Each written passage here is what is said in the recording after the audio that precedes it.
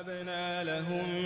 مِّن رَّحْمَتِنَا وَجَعَلْنَا لَهُمْ لِسَانَ صِدْقٍ عَلِيًّا واذكر في الكتاب موسى إنه كان مخلصا وكان رسولا نبيا وناديناه من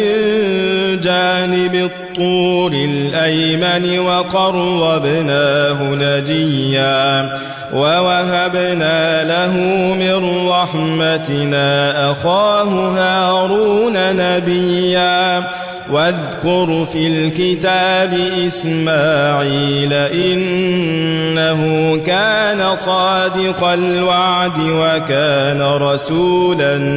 نبيا وكان يأمر أهله بالصلاة والزكاة وكان عند ربه مرضيا واذكر في الكتاب إدريس إنه كان صديقا نبيا ورفعناه مكانا عليا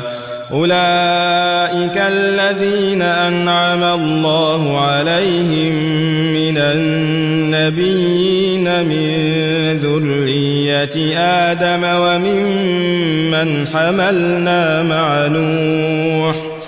وممن حملنا مع نوح ومن ذرية إبراهيم وإسرائيل وممن هدينا واجتبينا إذا تتلى عليهم آيات الرحمن